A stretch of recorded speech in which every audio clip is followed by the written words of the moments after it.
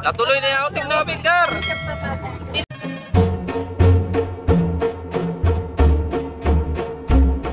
Nakarating na kami dito sa resort kaya nagsibaba na tong pamilya ko. Hindi lang nga kami ang kasama. Buong pabrika kasama. Nagpasimi nga si boss. Kaya lahat nandun sa pabrika kasama. At sa isang jeep nga, pamilya ko yung mga nakasakay. 2 jeep kasi to. Okay na nga. Kaya pumasok na kami sa resort. At eto nga kasama ko tong anak ko. Pangatlong beses na nga namin pupunta dito. At eto nga yung pool dito. Malaki. Pang maramihan talaga. At eto nga anak ko. Excited na maligo. Gar, natuloy na yung outing namin, Gar! Ito nga ako, pagkarating naligo agad siya. 1 taon na kasi nakalipas, nag-swimming ulit kami dito. At ito nga pamilya ko, inaayos na nila yung dapat ayusin. Wala pa nga ganun tao, kasi yung iba sinundo pa. Kaya ito yung salbabida ng anak ko, hinanginan ko muna. At ito nga nahirapan nga ako hanginan, kasi ngayon lang ulit ako napahangin nito. 1 taon na kasi nakalipas, yung uling swimming namin dito. Okay na, natapos ko na nga. Kaya ito binigay ko na sa anak ko. At ito nga si Jesse Vlog, tamang vlog lang. Tuwa-tuwa na nga itong anak ko, kasi may salbabida na siya. Tuwa na siya, kasi may ano na siya, salbabida na siya. Yun. Bumalik nga ako dito sa cottage namin para silipin tong pamilya ko. At ito, nagluluto na tong utol ko. Gan, natuloy na yung swimming natin, Gan! Natuloy na yung swimming namin! Tuloy na, yun ito. Tuloy na ano namin, outing namin.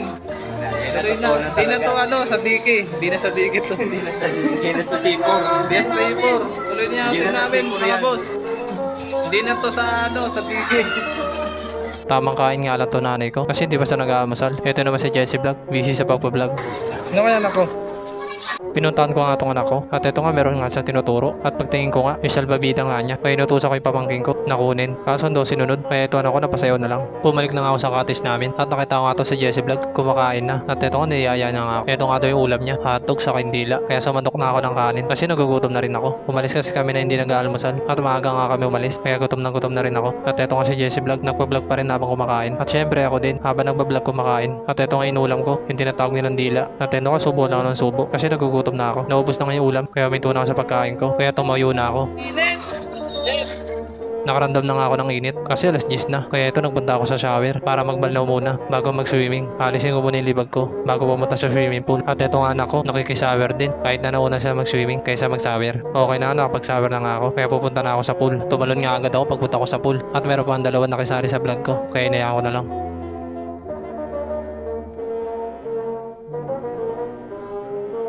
Namiss ko nga yung ganito kasi yung uling talong ko sa pool last year pa. Kaya excited ako tumalon sa pool kaya susulitin ko na to. Ay, sa wakas natuloy din. Hindi na tayo sa dike. Hindi na tayo sa resort. Yan, sa resort na tayo. Takpa.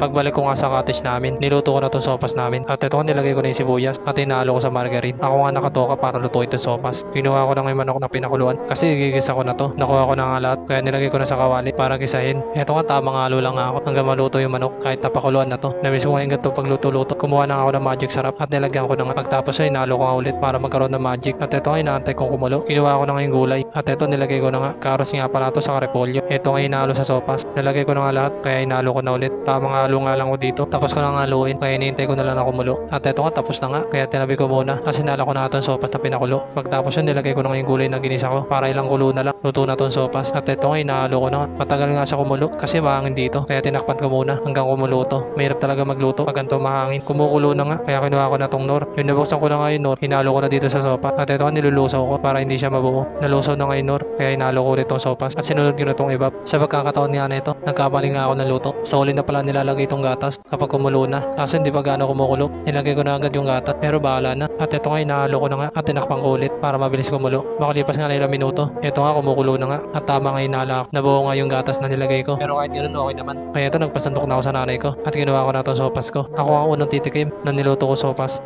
Ito yung sopas mga boss. At ito nga sobrang init kaya napasok ako. Pero kahit ganoon tuloy lang ako sa pagsubo kasi luto ko to. Okay pa nga rin. Marunong pa rin ako magluto. Matagal na kasi huli ako nagluto. Okay na, naubos ko na nga.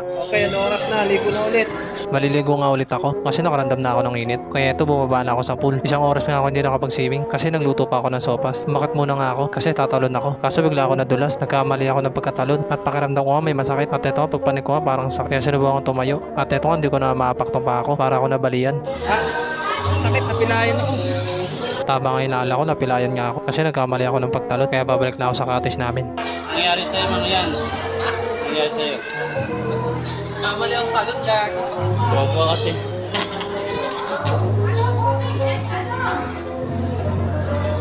Sakit? Hindi naman. Sakit? Pagtalo ko, ako na. Saan? Ayan. Babaw. Babaw lang. Kaya talon kasi ng talon eh. Kaya kurgo ka. Pilay na si Mang yan, idol. Mga idol, pilay na oh. Nagpahinga muna nga ako kasi sad na pa ako. Hindi na nga nakapag-swimming. Kaya itong pamilya ko nagsibihis na. At ito ang anak ko tapos na nga sa magbihis. Kaya ito nagbihis na rin ako. Hindi na nga ako nakapag-swimming kasi sobrang sakit ng pa ako. Nagkamali nga ako ng pagkatalon. Okay na nga, ayun, nakabihis na ako. Kakagising nga lang itong kapatid ko. At ito naman anak ko, busy sa cellphone. At ito naman nanay ko, tamang kain lang. Ito naman ang utol ko, nagpapatuyo pa ng short. Kami nakabihis na, JC Vlog. Nakatapos lang yung swimming. Pauwi na nga kami kasi tapos na yung oras na pinag-usapan. At ito ang utol ko, solo plate niya yung swimming pool. Full of light. Dumating na yung jeep na sasakyan namin pauwi. Kaya ito nag-aasikaso na kami. Binubuhat na namin yung gamit namin. Nabuhat na nga kaya lumabas na kami palabas. At ito nga palabas na nga kami. Nandito na nga kami sa gate at nakita ko nga itong anak ko. Dumating na nga yung dalawang jeep. At ito sumasakay na nga sila ng jeep. At yung jeep na nasasakyan namin nakaparking. Kaya pinuntahan pa namin. At ito nga si Jesse Vlog. Tamang vlog lang. Nagsipasok nga sila sa jeep. Baka kasi mawalan daw sila ng upuan. Kaya ito pumasok na rin ako. Baka kasi ako pa yung mawalan. Sikat nga kami dito sa jeep. At kami nga lang pamilya nakasakay dito. Parang family outing nga to. Dito na lang ito ka, boss. Ayun na, tapos na yung outing.